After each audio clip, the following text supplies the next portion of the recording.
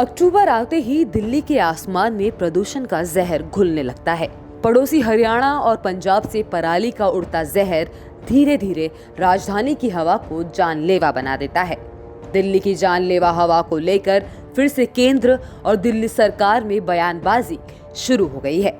दरअसल ये बयानबाजी केंद्रीय पर्यावरण मंत्री प्रकाश जावड़ेकर के उस बयान पर शुरू हुई जिसमें उन्होंने कहा है कि दिल्ली में पराली की वजह से सिर्फ 4% प्रदूषण होता है, बाकी प्रदूषण यहाँ की ही स्थानीय समस्याओं के कारण होता है।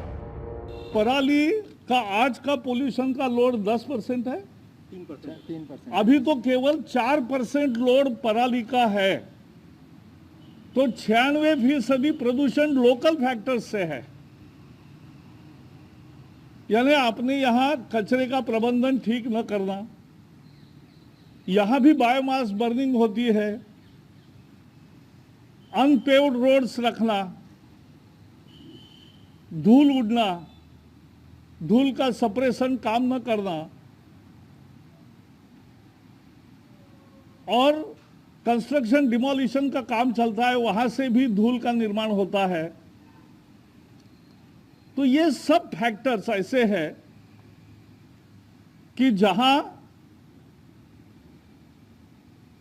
ये हमें देखना है। केंद्रीय मंत्री के इस बयान के बाद सीएम केजरीवाल ने इसके जवाब में कहा है कि बार बार इनकार करने से कुछ नहीं होगा। अगर पराली जलाने से सिर्फ 4% प्रदूषण हो रहा है तो फिर अचानक रात में ही कैसे प्रदूषण फैल गया? उससे पहले तो हवा साफ थी। यही कहानी हर साल होती है।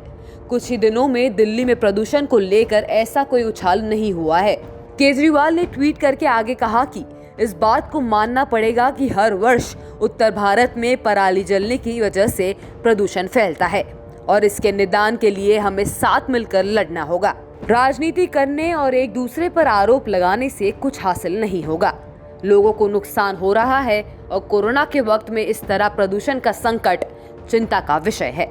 आपको बता दें कि दिल्ली प्रदूषण नियंत्रण समिति ने राजधानी में बढ़ते प्रदूषण को देखते हुए ग्रेडेड रिस्पॉन्स एक्शन प्लान के तहत कई कड़े नियम बनाए हैं। डीपीसीसी ने अपने आदेश में 15 अक्टूबर से दिल्ली में डीजल, पेट्रोल या केरोसिन से चलने वाली सभी क्षमताओं के जनरेटर सेटों के संचालन पर रोक लगा दी है।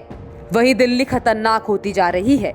बुधवार को दिल्ली का एयर क्वालिटी इंडेक्स 276 था, जबकि मंगलवार को दिल्ली के कई इलाकों में AQI 300 के पार था, जो खतरनाक स्थिति में आता है। ब्यूरो रिपोर्ट, दिल्ली तक।